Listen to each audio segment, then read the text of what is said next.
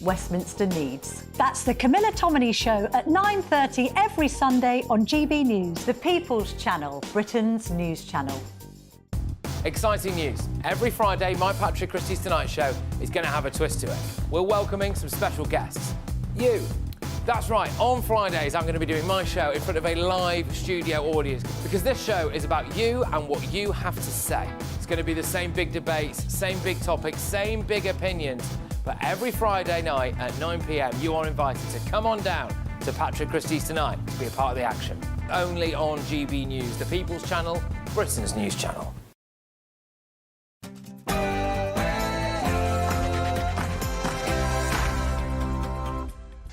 A very, very good evening to you. It's Wednesday, the 19th of March, and this is Farage with me, Martin Daubney.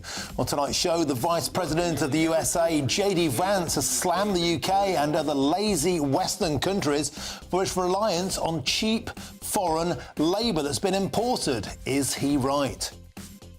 Next up, the Netflix hit Adolescence series paints a bleak picture of young British boys becoming toxic online. And today, the Prime Minister indicated his support for showing the drama in British schools. But is this portrayal accurate? Or is it yet another example of the political and the cultural elite demonising white working-class boys? And President Donald Trump has released thousands of files relating to the assassination of JFK. I'll be speaking to the former advisor of President Bill Clinton to go through the biggest revelations to come out of these sensational documents.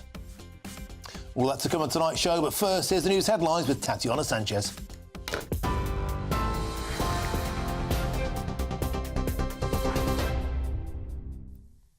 Martin, thank you and good evening. The top stories. US Vice President J.D. Vance has blamed immigration for Britain stagnating. Speaking yesterday, he claimed the West got lazy by using cheap labour to substitute productivity. If you look in nearly every country from Canada to the UK that imported large amounts of cheap labour, you've seen productivity stagnate. I don't think that's not a total happenstance. I think that the connection is very direct. Addressing a group of tech chiefs in Washington, D.C., he added the US has also been addicted to cheap labour as well during its 40 years of failed economic policy. Speaking about US President Donald Trump's recent tariffs, Vance claimed they were necessary to protect American jobs and industries from other nations. President Trump has released approximately 80,000 pages related to the assassination of former President John F. Kennedy. Thousands of documents, including typewritten reports and handwritten notes, have been set live by the US National Archives after Trump signed an executive order to declassify the federal records relating to the 1963 assassination. Experts have warned they do not expect the release to overturn the long understanding of what happened or to present any earth-shattering reveals. Commenting on this, the US president says people need to make up their own minds on the case. In other news, Volodymyr Zelensky says he believes lasting peace can be achieved this year with the support of the US after a phone call with the President of the United States. The call was described by the White House as fantastic and productive. Donald Trump says much of the discussion was based on a phone call made yesterday with President Putin in order to align both Russia and Ukraine in terms of their requests and needs. The Russian president and Mr. Trump agreed to a limited ceasefire on energy and infrastructure targets earlier this week, but airstrikes have continued as the Kremlin held off from accepting a 30-day truce backed by Washington and Ukraine. Zelensky spoke about last night's drone attacks on Ukraine's infrastructure, saying it showed Russia's not ready to end the war. Zelensky asked for additional air defence missiles to protect Ukraine's civilians, and Mr. Trump replied by saying he'd work on this with him, but that they'd look particularly at what was available in Europe. And a teenager who was planning a mass shooting at his old primary school has been jailed for life with a minimum term of 49 years for murdering his family. 19-year-old Nicholas Prosper from Luton pleaded guilty last month to the murder of his mother, Juliana, and his siblings Kyle Prosper, 16, and 13-year-old Giselle. Court hearings revealed he'd fantasised about becoming the country's worst mass school killer with a plan to kill 30 children and 2 teachers. In sentencing, the judge said the words heartless and brutal were insufficient to describe the horror of the last moments suffered by his victims. And those are the latest GB News headlines for now. More from me in an hour. For the very latest GB News direct to your smartphone, sign up to News Alerts by scanning the QR code or go to gbnews.com/alerts.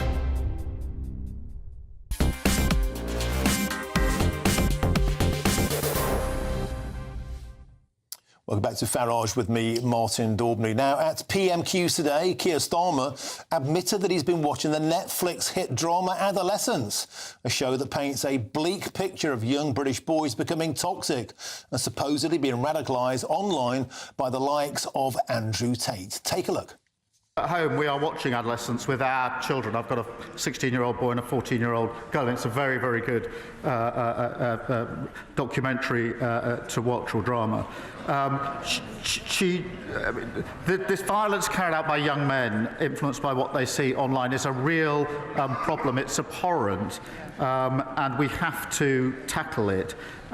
We are putting in specialist rape and sexual offences teams in every police force, doing work on the 999 calls. But this is also a matter of culture that I think it's important that across the whole House we tackle this emerging and growing problem. So it's a matter of culture, but only, it seems, white working class culture, because now the show's co-writer is out there warning parents about the dangers of the so-called manosphere and male rage, and they're even calling for the drama to be shown to boys in schools across the country.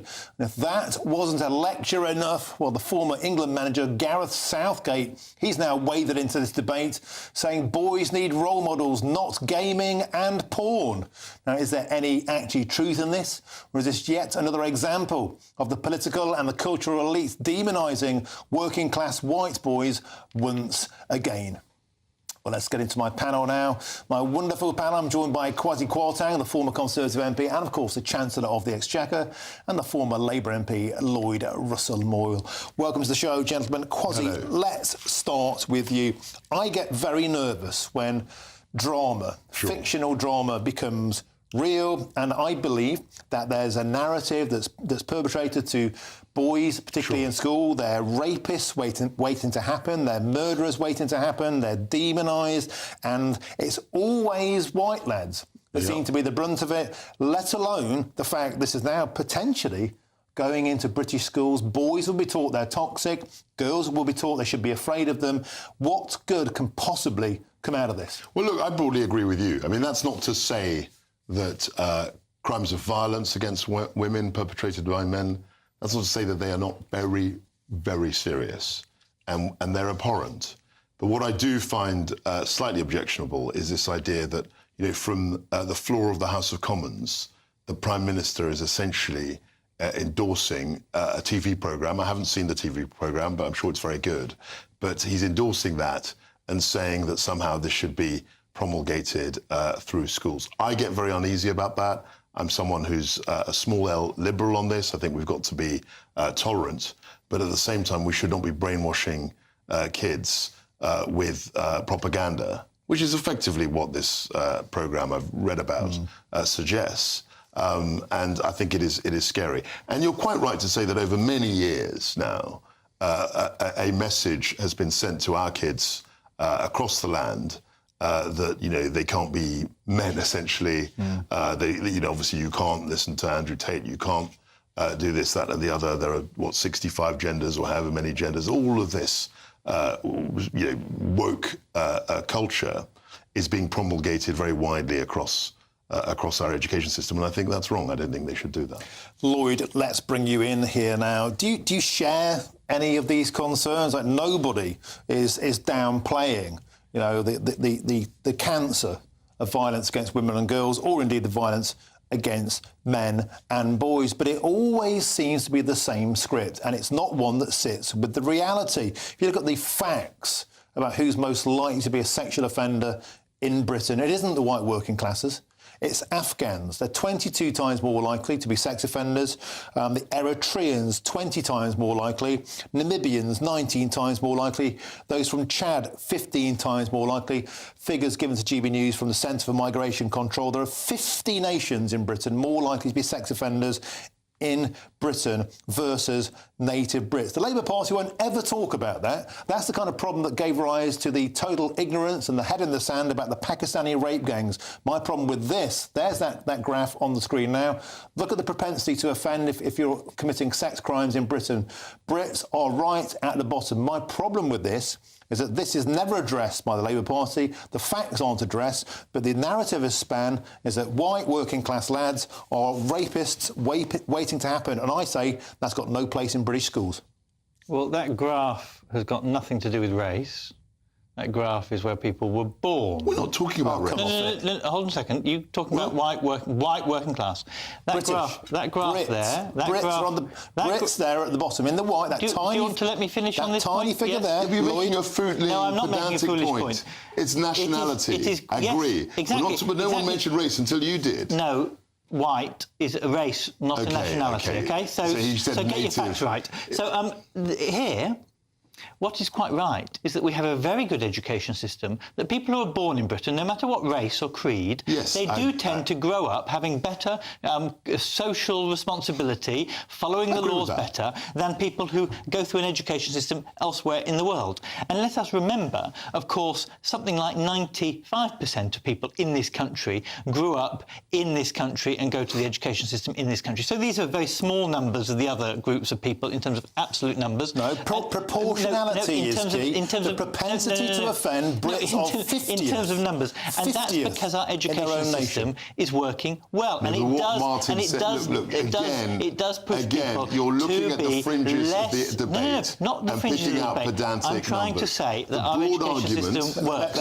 And so what I think is important is that we continue to allow our education system to talk about people's responsibility. Now, when I grew up, we had to watch Kes, a drama about a northern working-class white boy in school. It didn't particularly resonate with me as a southerner, but you watched it to understand different situations that people are in. We watched Billy Elliot. I remember going and watching that about, kind of certain groups of people. And we also watched documentaries and dramas about people who had been radicalised because of religion, and Islam in particular. All those things were shown. And should this drama, which doesn't actually demonise white working-class boys, what it does is specifically focuses on a perpetrator, a murderer who is white, when the figures tell a different picture. It shows, and it is a warning of how people can be sucked into something, good people can be sucked into bad, and it is a warning, and those are useful educational tools. Should it be shown in all of our classrooms? You've spoken a lot. I don't know. And I just want to say, you asked a very simple question. Will the Labour government address the issue of the disproportionate criminality and offences done by different countries? It's not a racial issue. I accept that. And you simply didn't answer the question. You didn't answer it. You spoke about stuff that was not relevant to the question. No, I've spoken about stuff that was on the news piece. Is about the different propensities of people coming into this country to commit violent crime. People who arrive in the country... I let you speak. And you've interrupted me, so please don't do that. Well, you did interrupt me as well. I did, but then you protested, and now I'm trying to speak. Very quickly, the Labour Party won't address this. We know they won't address this because that goes against a lot of their new values, which are very focused on multiculturalism, very focused on equality, which I can understand, but they're not actually dealing with the real question. And that's the fundamental problem. But of course, I mean, this documentary's got nothing to do with people who come here and commit violence, which is a problem. Exactly. It's a huge problem. It is a problem, and that's why Labour, when we were last in government, introduced the citizenship test so that people who became citizens had to understand British. Well, it's better than it was. And I actually think what we need to do is I agree with that, actually. We need to extend that. And what we saw under the Conservative government is a cutting of free language courses for people who didn't have English as a first language, a cutting of community classes, and I actually think you need to redouble that, and you need to say to people, Lloyd, we will, if you want to be here and work, you need to actually study about language Britain. Classes, and you language. learn the language by integrating into the community. Okay, going to language classes, after the language you just go back to your community and speak whatever language you were speaking, is completely useless. Of course, that's why you have to do both. Guys, let's bring this back on point about violence against women and girls. Lloyd, do you think it would be a responsible thing to do to spell out the factual realities of who is most likely to be a sex offender in Britain to protect British women and girls? Yes or no? Well, I think... No, yes or no? Yes. You should. Right, yes. You should, right. you so should if the answer is yes, educate on the truth. Yes. The answer is yes, then the Labour Party should be saying perhaps we should be cautious if you're around. I don't know if you're around people from Afghanistan, but how about saying be careful because the facts are the facts. 22 times more likely to be sexually offended by an Afghan. Facts aren't racist. 20 times by an Eritrean. Well, 19 times by a Namibian. 15 times by somebody from Chad. That's a fact. Now they are facts we could put in schools to British women and girls to help keep them safe. The aim is not to tell. There'll be a cold day in hell before the Labour Party tells the truth on that. This is like the old rhetoric that used to tell women to go home before dark, and women fought back on that kind of rhetoric. And what they said is, we reclaim our streets. It's not about telling women. That got them? It's not about telling women that they should be afraid of people walking down the street. They should be aware of the truth. And it's not people liking the drama. This education is about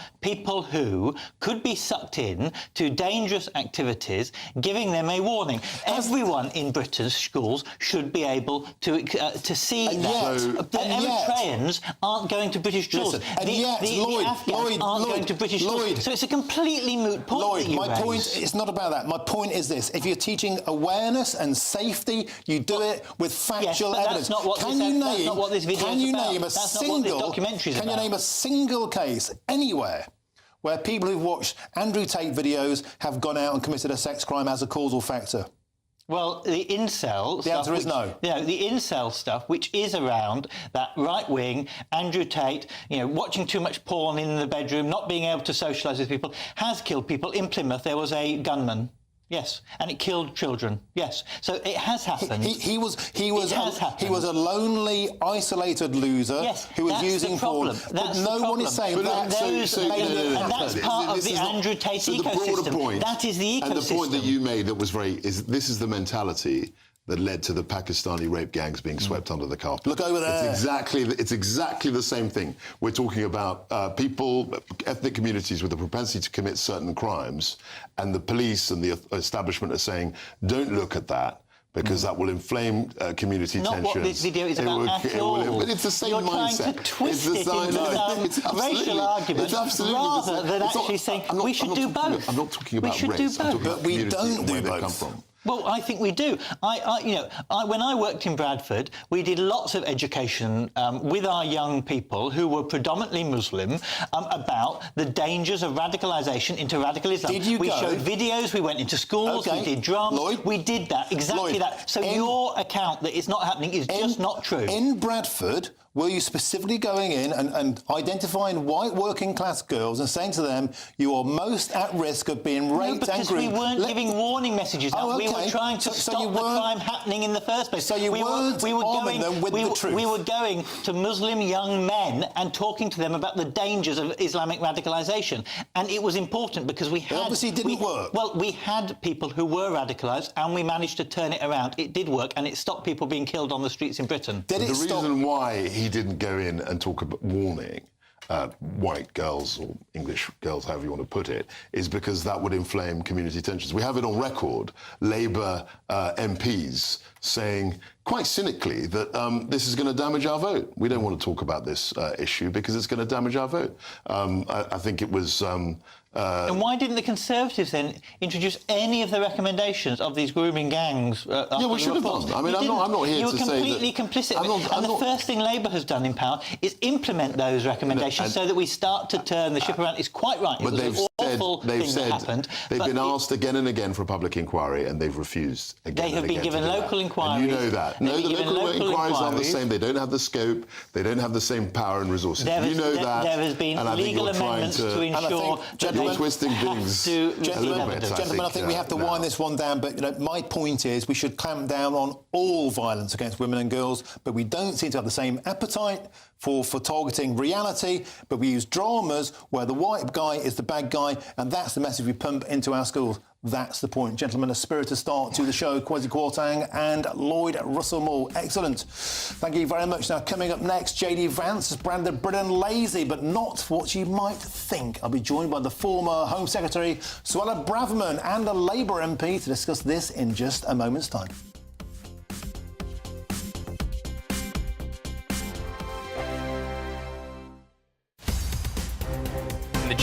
newsroom, we bring you the news as it happens. With our team of dedicated journalists across the UK, we're ready to keep you up to date with what's happening every half an hour, every single day. Bulletins here on GB News, the People's Channel, Britain's news channel. This is GB News, Britain's news channel. Our hope is that this will have impact to be able to drive connections for those who have been suffering from hearing loss and allow them to experience those special moments. OK, so how does the hearing aid feature actually work? It's really simple, and that is what's so beautiful about the feature. We designed it so it could be used across all age groups, all tech savviness, if you will. You simply take a hearing test right on your iPhone using the AirPods Pro 2. It creates a personalized hearing profile, which then automatically pre-programs the AirPods Pro 2 to work as a hearing assistive device. And so just with a touch of a button, you'll now be able to augment the frequencies where you may need some assistance. And what's beautiful about the hearing test is it's a clinically validated audiogram. So we compared it to what is considered gold standard in the hearing world. And the hearing aid the hearing aid feature basically simply turns on and allows you to use it not just when you're talking with one another, like with another individual, but whether you're using it across phone calls, your media, your entertainment. So it's a really simple experience. And have you noticed, because this has been rolled out around the world before it's come here to Britain, but have you seen a spike in people realising that they actually have hearing loss as a result of taking the test with this feature? I can anecdotally share with you that even just in my circle and talking to people sometimes have picked up things that they didn't expect and noticed that they had some hearing issues. What's probably been so impactful is the letters we get from customers.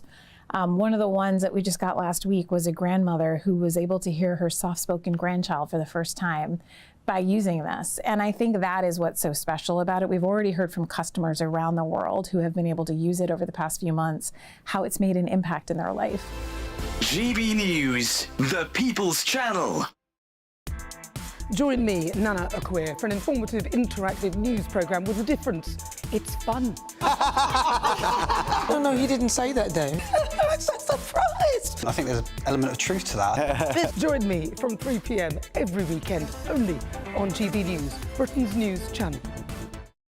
If you want your news to be straight talking, this is a nightmare for the Conservatives again. Down to earth. It's not just Nottingham where this is happening, is it? And most importantly, honest. Hard-working, middle-class taxpayers, they'll get their book thrown at them. Then catch me, Martin Daubney, Monday to Friday, 3 till 6 p.m. on GB News, Britain's news channel.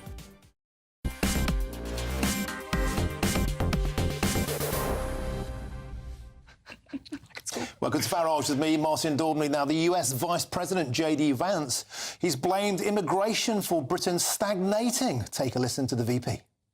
If you look in nearly every country from Canada to the UK that imported large amounts of cheap labor, you've seen productivity stagnate. I don't think that's not a total happenstance. I think that the connection is very direct. There you go, JD Vance channeling his inner Brexiteer.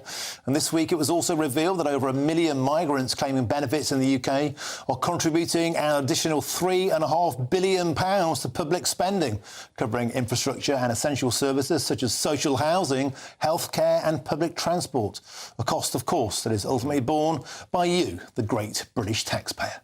We're joined now in the studio to discuss this is the Conservative MP for Fareham and Waterlooville and the former Home Secretary, Suella Braverman. I'm also joined by Mike Tapp, the Labour MP for Dover and Deal. Ms Braverman, I shall start with you. JD Vance, no doubt echoing a lot of sentiments you would agree with. Yeah, absolutely. I didn't hear his whole speech, but I think there's some truth to what he says, and hopefully it operates as a wake-up call for those in government.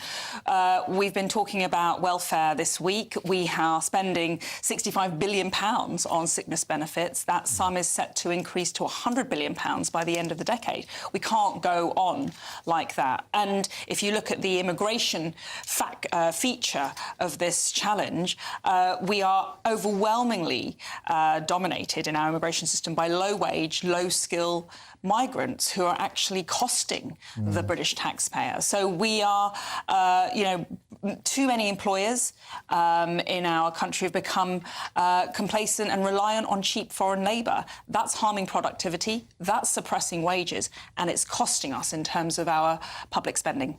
And the real thing that people notice is GDP per capita. Do I feel better off? And the answer seems to be a resounding no. We see it everywhere. We heard this through the Brexit years. Plasterers, bricklayers, truck drivers, sparkies, factory workers, working class people were saying for years, I can't compete. I'm having to give up my business. I'm effectively being forced out of my job. And as we're seeing, being forced onto benefits.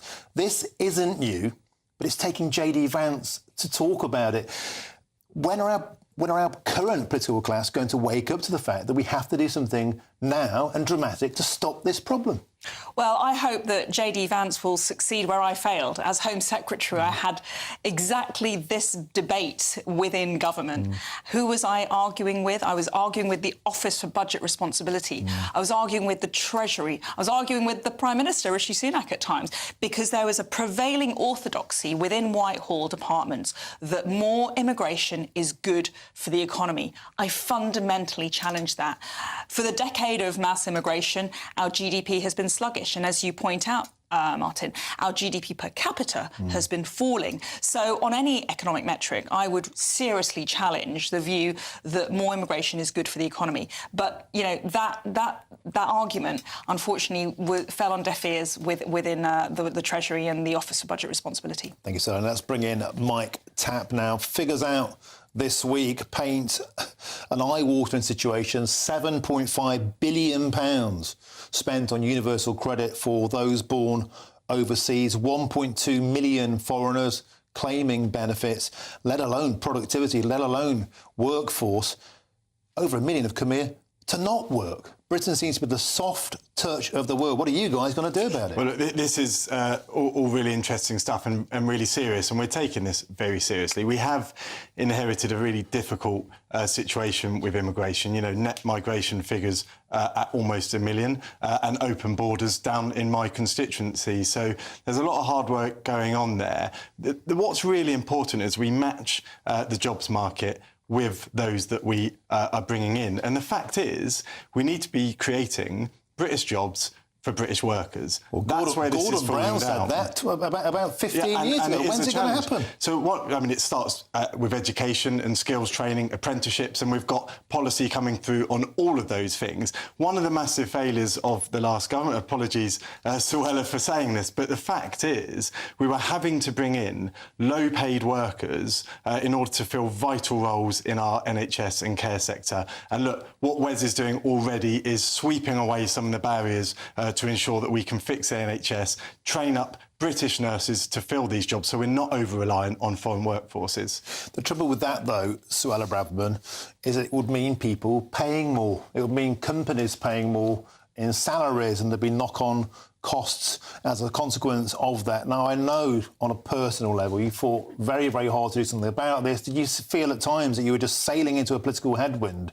of being unable to do something about that? Because we seem to have not only a business community addicted to cheap foreign labour, but a political atmosphere, a political set that seem to, with rare exceptions, say immigration is a good thing. I'm afraid that is true, and I'm afraid this Labour government is no different to the Conservative government, where, I'm the first to say our government failed to reduce overall migration despite promises to the contrary and despite attempts by some of us to fight against the prevailing consensus. I don't have much faith that this government will turn the tide on the out-of-control numbers on work visas, on student visas. If anything, they're watering down some of the changes that I brought in during my time as Home Secretary, which involved tightening up some of the rules, like making it harder for foreign students to bring dependents into the country, raising the thresholds, the salary threshold, for example. The Labour government's already watered down on the commitment to increase the salary threshold, which would make it harder for low-skilled migrants to come into the country. Was briefing for more student visas back in her time, and so there's this schism within the Conservative Party even, where one half says immigration is a great thing, the other one is saying, well, let's clamp down. Never the twain shall meet. Can the Conservative Party get its act together and do something serious about this? I very much hope so, because it's not just about politics, it's about the state of our country. This mass migration is damaging our economy, it's putting pressure on our public services, it's putting strain on our communities, and it's breaking Britain. And, you know, it can't go on. And I actually don't care which party does it, whether it is the Labour government or whether it's a Conservative government. I just want the problem fixed. We've promised time and time again. The British people have voted time and time again for lower migration. They did so in their millions in 2016 in the EU Brexit referendum. It's one of the reasons why I campaigned to leave the European Union, and we've all been sorely let down.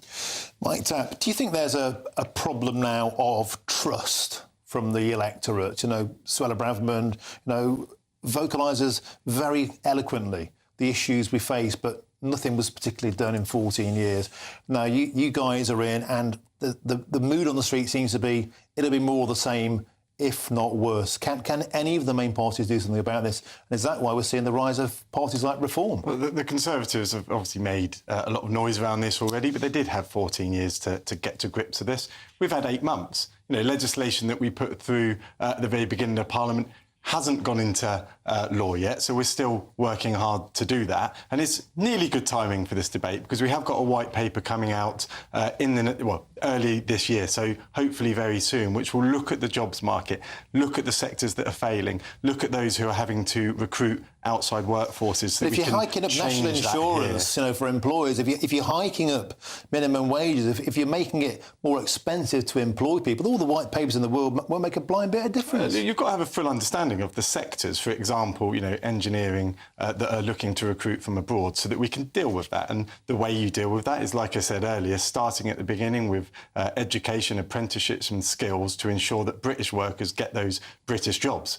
Because we come first, and having to recruit outside of this country is a failure of the state after 14 years of Conservative government. But Mike, can I just ask? Yeah. We raised the salary threshold, one of the last acts that we did in terms of trying to control migration, to £38,000, and that will have a reducing effect on inward work visas. Why has Yvette Cooper and this Labour government undone some of those important changes that we introduced? It's quite clear, and this is what I mean by the jobs market and the immigration market. The failures on the NHS, for example, meant that recruitment from outside the country was needed to keep it afloat, and new nurses are only earning £25,000. So we don't want to completely destroy the NHS because of the Conservatives' failures, but we will fix the NHS. Worked for many years without this reliance on, by the way, taking the best talent from overseas countries. You know, well, this is what I mean. It was in a great place when Labour left government. After 14 years of Conservatives, it's absolutely destroyed. They had to rely on foreign workforces, and we will change that. The problem with that, Mike,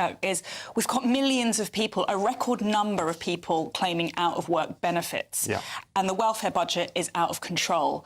Why? You're telling me we can't find care workers from those people who are claiming the dole right now? I just can't believe it.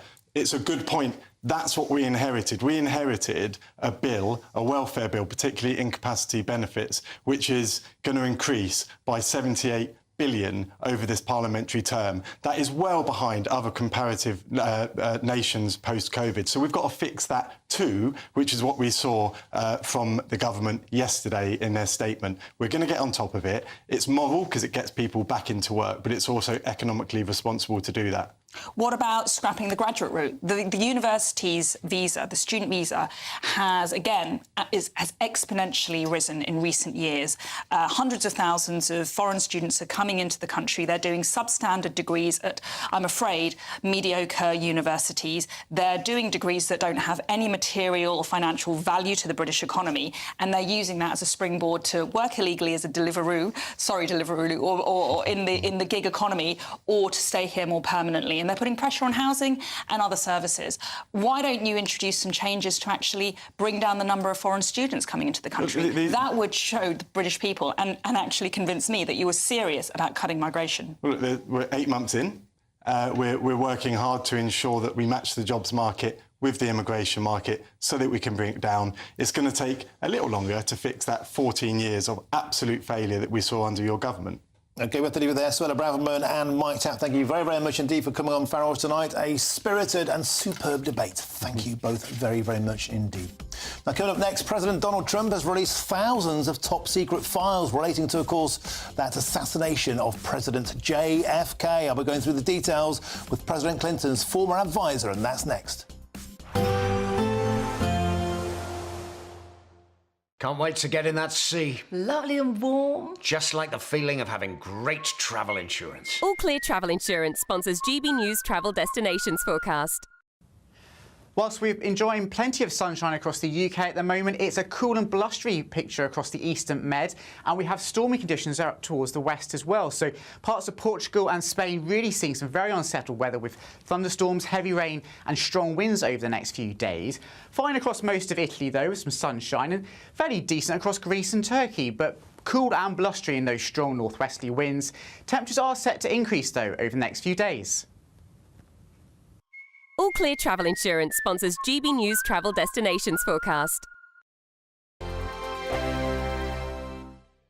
Good Afternoon Britain isn't just about us. The wonderful thing about this programme is it's about everyone watching. It's an interactive programme. Well, there absolutely is something to see here, and we're going to be talking about it more. Whether it's breaking royal news, please bring us up to date. Or indeed a particularly punchy speech in the House of Commons. Very, very curious. We bring it to you live, and then we bring you live reaction as well.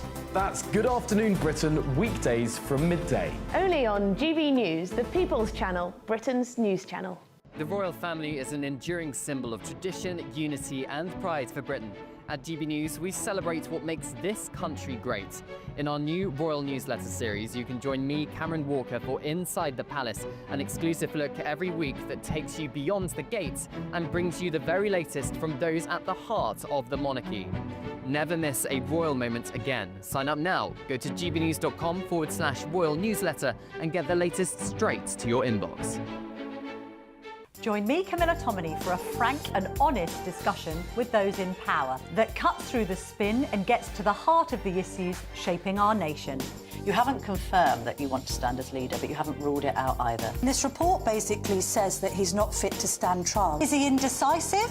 Incompetent? I deliver the dose of reality Westminster needs. That's the Camilla Tominey Show at 9:30 every Sunday on GB News. The People's Channel, Britain's news channel. Hi, I'm Michelle Dewberry, and my show is your opportunity to cut through all the noise and dive in headfirst to some robust debates. Ideas clash. Situation, isn't it? Because the failure is... You're deliberately avoiding my point. Nothing's held back. And if you think this is the end of it, wait for more. And we do not shy away from the difficult stuff. Sometimes I want to shake people and say, if only you understood. So join me on Jubes & Co. weeknights at 6 p.m, only on GB News, Britain's news channel. Mornings don't have to be tiresome, especially if you have the right company. Wake up to news as it happens, opinion and debate, and of course, a little bit of entertainment too. Because when the kettle's on, we're on. That's Breakfast on GB News, a show worth waking up for. Every morning from 6 a.m. Only on the People's Channel, Britain's news channel. We'll spread the news, you spread the word. It's Patrick Christie's Tonight, and here we do things differently. It's explaining the absolute madness of this, doesn't it? It's explosive. I mean, this is very good. It's lively. 850. Your government sat there, Sean, and it did nothing. It's controversial. And the Middle East has been in turmoil since before I was born. It's everything you need to kickstart your evening. Everyone's had their Weetabix tonight. I love to see it. That's Patrick Christie's Tonight, weeknights from 9 p.m. Only on GB News, the People's Channel, Britain's news channel.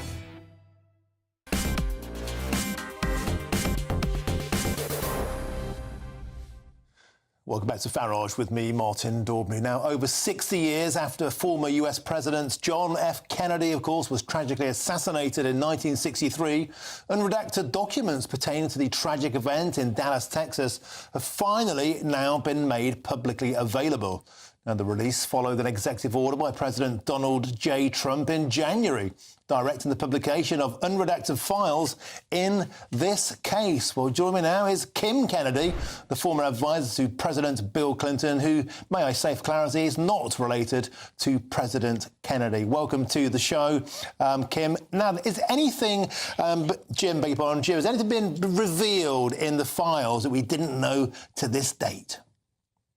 I don't think there's any so-called breaking news in this. It certainly won't satisfy various conspiracy theorists, but it's probably healthy that there's more transparency, because really the whole age or era of conspiracy theories really goes back to this time. I think that was like the first great advent of theories, which really stemmed from the fact that I think the investigation was not properly handled when it first began in the early 60s.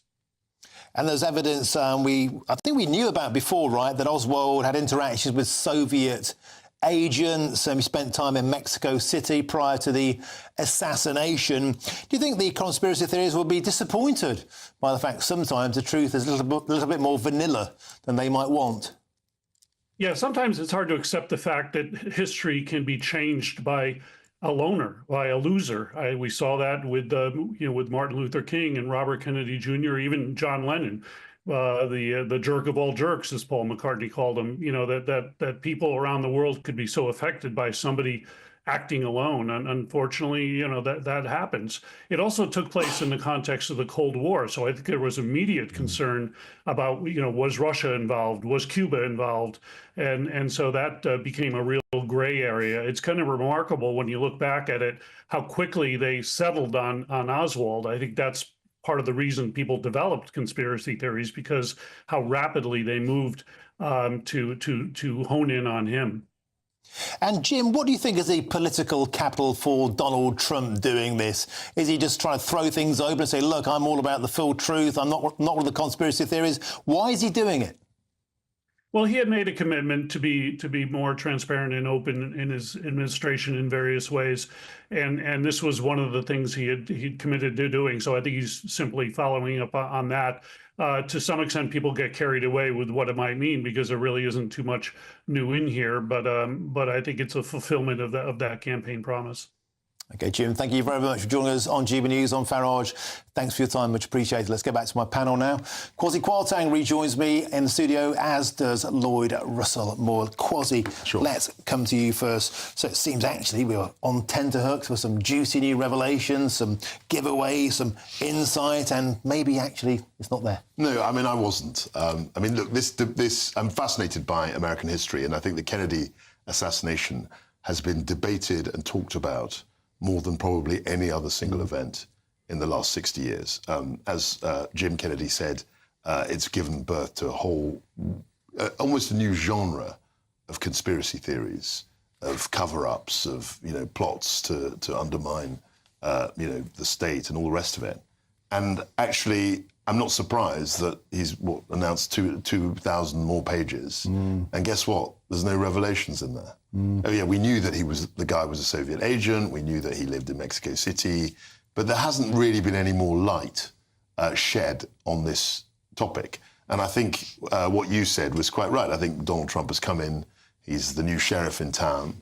And essentially what he's saying is, look, I'm going to be more open than the other guys. I'm going to throw, cast a whole lot of light on the darkness, as it were. But we haven't learned anything.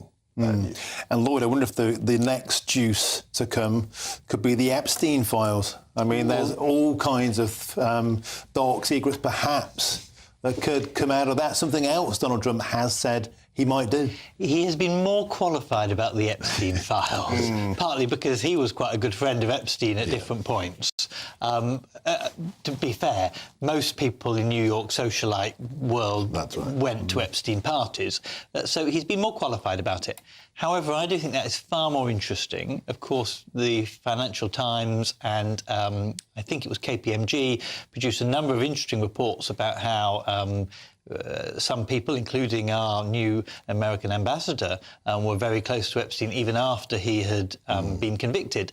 But so if it release new names, the Epstein files, I think, changes things because it's current living people and it's people who are in political positions. I suspect what will happen is he'll release some, and anyone who's living, just like with these JFK files, anyone that's living will be redacted, and you'll find you've got to wait until plenty of time has passed. That is the normal way that government works. That's true. Government doesn't usually release blow by blow whilst people are still actually serving. Yeah, I mean, I think Lloyd makes the right point. Generally, when people are alive, there's a lot more sensitivity about what these secret papers, state papers are saying. And that's why we had this 30-year rule, and then it was there's a 50-year rule. There's even a 100-year rule. I mean, when I was researching history, wanted to look at the will of someone, a Middle Eastern king, and they said you can't see this until 2058. All right. And I have no idea why they've hidden it for so long. But those are the general rules. Okay. And it'll be the same similar in the US. Right, great. Thank you. We have to leave it there. Kwasi and Lloyd, thank you very much. Now, coming up next, don't go anywhere because private cab companies are driving our black cabs off the roads. I'll be speaking to a veteran cabbie about this next. Are black cabs on the endangered species list?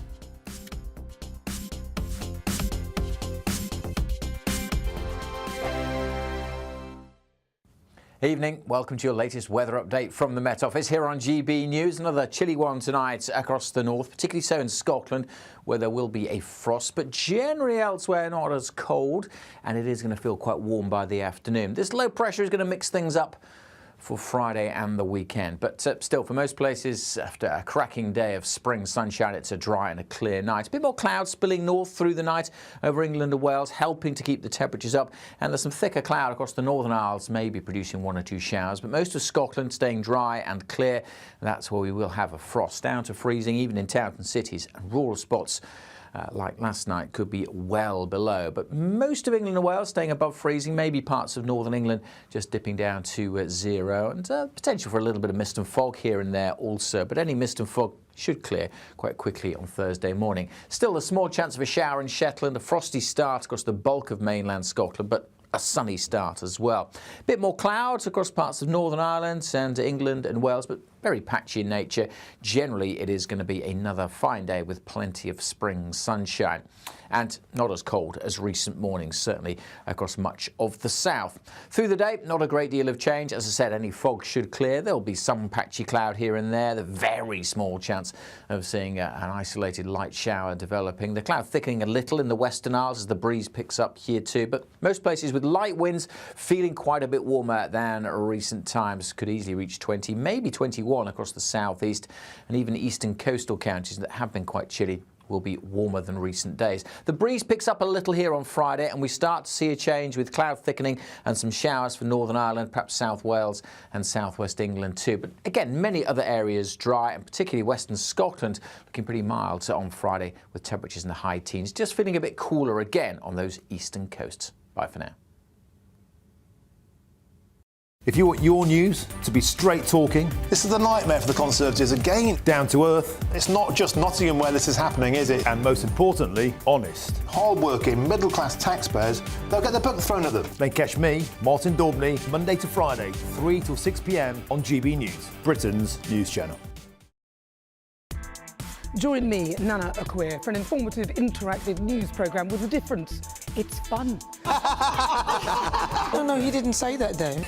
I'm so surprised. I think there's an element of truth to that. Join me from 3 p.m. every weekend, only on GB News, Britain's news channel. I'm Christopher Hope. From pop stars to politicians, I'll interview anybody in a pub who's got a political opinion. Join me every Friday on Spotify, Apple Podcasts, YouTube or gbnews.com, or wherever you get your podcasts. This is GB News, the People's Channel.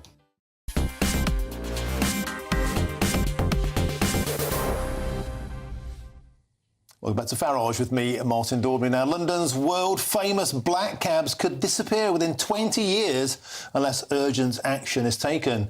A damning new report out today warns that rising costs and competition from private hire apps, of course, such as Uber, are driving cabbies off of London's roads. Now, with Sadiq Khan under pressure to step in, will the capital's most iconic ride be saved in time?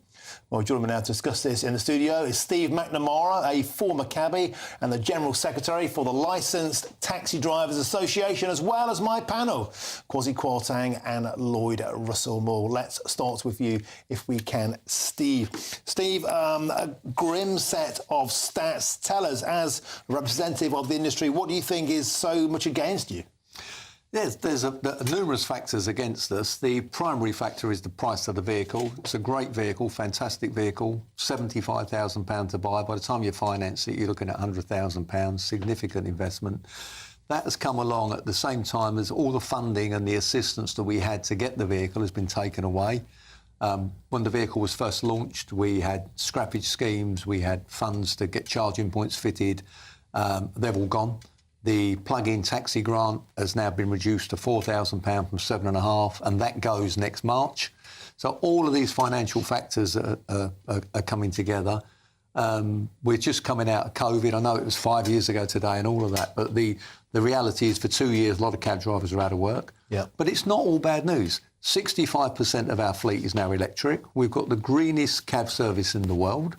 We've got the best cab service in the world, the only wheelchair-accessible cab service in the world, but we need help. The Scottish Government currently do a interest-free loan scheme for cabbies, and that's been massively successful in Scotland. Good take-up there. We need a similar thing in London. The Mayor always told me, I'm a Labour Mayor, it's a Tory government. If I get a Labour government, I can talk to them. So we've now got a Labour Mayor and a Labour government, and this report, a lot of it is in the Mayor's hands. If he can get the support and the finance we need, if he gives us access to the road network, which we're currently denied, if he gives us the access to the road network, if he gives us the funding, if he gives us the recognition, that report can be confined to the annals of history. Steve, with Sadiq Khan, the London Mayor, a lot of people see things like ULEZ, low-traffic neighbourhoods, endless cycle lanes, fines left, right and centre, rising costs. Do you think it'll be a cold day in hell before Sadiq Khan throws you guys a biscuit? Well, I'm not so sure, to be honest. I actually think he's beginning to get the message. His big mistake was in 2015, he took us out of the public transport. We were previously defined as public transport. He took that away from us in 2015. We suspect that in his new taxi action plan, which is due to be published shortly, he will re-include us in that. Many of the decisions that are made are not the Mayor's. They're made by TfL. They're made by young, white, middle-class men who cycle everywhere and they don't understand why. On the Bromptons. And I think he's been influenced heavily by that, but I think he's beginning to get the message. At least I hope he is. Yeah. Steve, I've had 3 cabbies on today. I've asked them all the same question. I want to ask you the same question. You're driving your cab down the road. Sadiq Khan sticks his arm out. He wants a ride. Do you pick him up or do you ride on by? Well, I've been in the cab many times with Sadiq Khan and I would pick him up every single time. And I think I'd give him a bit of an ear bending along the lines that you've just heard. Beautiful stuff, Steve. Thank you very much. Now, Kwasi and Lloyd still here. Let's go to you, Lloyd. I think this is a totally valid set of issues. There are 3 big things that need to happen that we've heard. One is taxis need to be allowed back in bus lanes and back in that public, the public transport areas that they were denied, and that will make taxis faster for people. 2 is actually we need to change the way the hailing apps worked. Originally, private hire was for pre-booked. You would pre-book it the day before or something. And now what happens is the app treats it like a virtual person is standing outside waving. We should change the rules on private hire to say you have to have booked it at least half an hour or 20 minutes before you get picked up. Okay. That would suddenly make the taxis viable and it would transform the system. And then, of course, we need the loan system. Quick minute from Kwasi. So I totally disagree. There's a war on that. Motorists in London. It feels all black cabs just grist to the mill for Sadiq Khan. So what Steve said, I think, in terms of the financing cost, is absolutely right, because I had lots of cabbies in my constituency and they kept complaining about the fact that it costs £100,000 just to get going. That's the amount that you're spending on the vehicle and the financing. Now, if you, as the Scottish Government have done, give them an interest-free loan or some sort of good credit, easier credit, then I think a lot of that barrier will come down. I think penalising app users is completely the wrong way of approaching this. Because, But they're breaking the principle of the private hire system. I know you don't like the private sector, but generally... Cabbies are private as well generally, it's about the classification of cars. So I think choice is important. I think flexibility and convenience is also important. All right, gentlemen. I don't think we should we have to leave it there. Steve McNamara, thank you very much. My wonderful panel tonight, Kwasi Kwarteng and Lloyd Russell Moore. Now, up next is State of the Nation. Tonight is with Alex Armstrong. Alex, what's on your menu? Oh, we've got a fantastic show lined up for you, Martin. We'll be talking about JD Vance's comments and asking whether Britain is addicted to cheap labour. We'll be diving in the data on that one. We've also got Kemi Badenoch's comments calling Nigel Farage a reality TV star and rejecting to unite the right. We've got brave Hong Kong protesters coming on, and we're also going to be looking at that very divisive ethnicity pay gap proposal from the Labour Party. I hope everyone can tune in to the show. It's going to be a good one. Alex Armstrong, thank you very much. That's up next, of course, State of the Nation with Alex Armstrong. Are you sure that you were true there about picking up Sadiq Khan? Absolutely. You're such a diplomat. You should get into politics. Gentlemen, thank you very much for joining me on the show. I'll be back tomorrow, 3 till 6 on The Martin Daubney Show. Thanks for your company. Fantastic show ahead next. Alex Armstrong, State of the Nation. Thanks to my wonderful panel, Lloyd, Kwasi and Steve. Have a fantastic evening. All the very best of British. Cheers.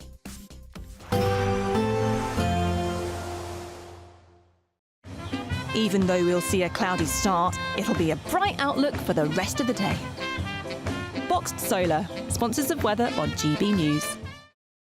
Evening, welcome to your latest weather update from the Met Office here on GB News. Another chilly one tonight across the north, particularly so in Scotland, where there will be a frost, but generally elsewhere not as cold, and it is going to feel quite warm by the afternoon. This low pressure is going to mix things up for Friday and the weekend. But still, for most places, after a cracking day of spring sunshine, it's a dry and a clear night. A bit more clouds spilling north through the night over England and Wales, helping to keep the temperatures up. And there's some thicker cloud across the Northern Isles, maybe producing 1 or 2 showers. But most of Scotland staying dry and clear.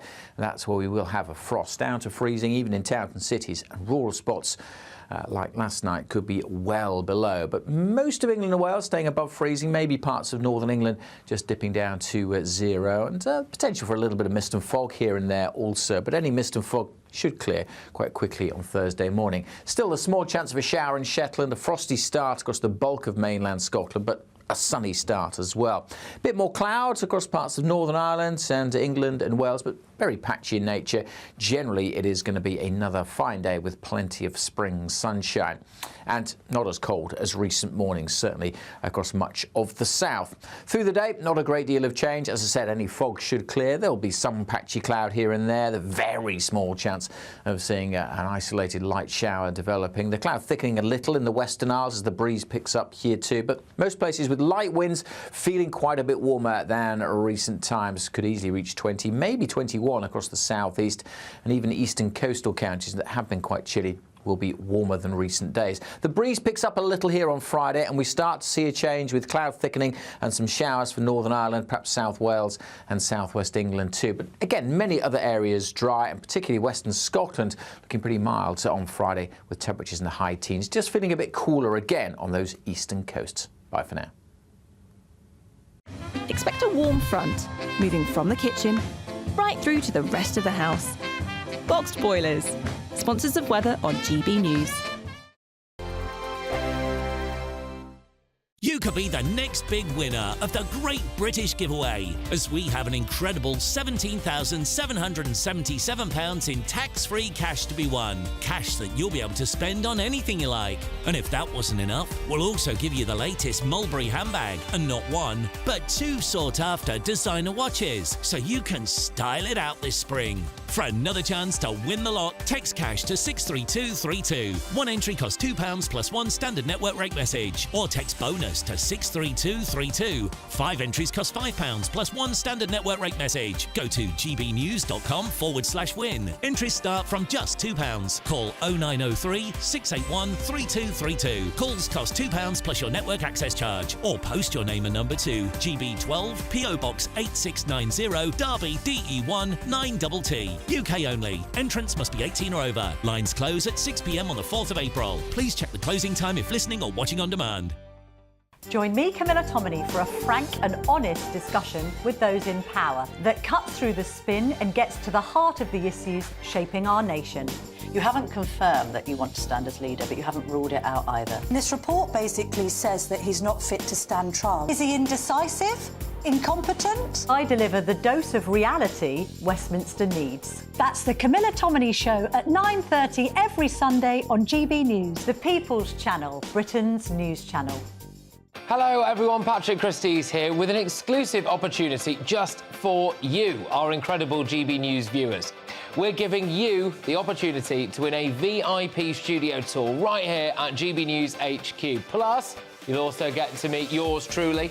It's easy to enter, just head to gbnews.com/community competition and follow the easy steps. Don't miss out, enter now, and I'll see you